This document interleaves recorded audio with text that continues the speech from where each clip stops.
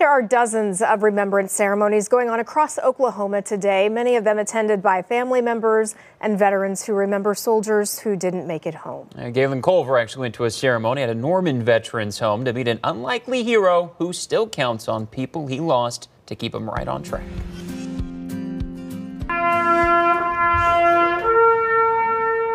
Memorial Day services are often somber affairs for a reason.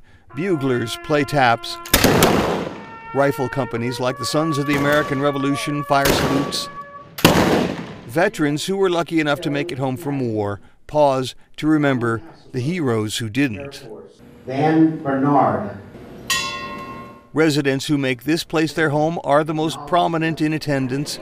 Activity specialists like Brendan O'Brien stay busy looking after them. I come in here every day and setting up. I see guys' families when they're coming in the morning. Pushing wheelchairs, serving those who served. I smile because I enjoy coming to work. I don't know how many people that get that lucky. But Brendan carries a story too.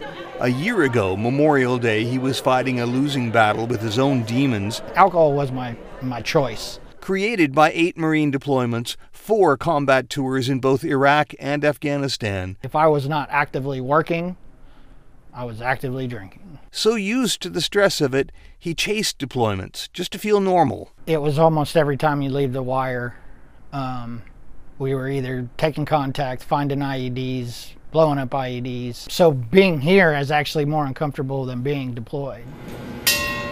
A Purple Heart recipient, he lost friends both in combat and through hidden wounds he understood only too well. I could honestly say it's almost a 1-to-1 ratio from the ones that I lost in active combat to the ones that have taken their own lives since they've come back. Stephen Fell, Air Force. The roll call of names could have included his own. Sil Click.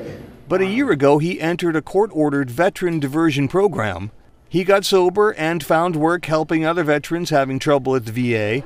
Brendan volunteered at the Veterans Home too, so much they hired him full-time last November, remembering the fallen and serving the wounded.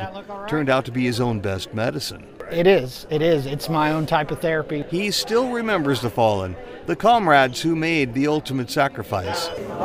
This former Marine infantryman serves on in their memory and to help him find his own way home. I'm glad that I have turned a corner and I am doing something to help other people.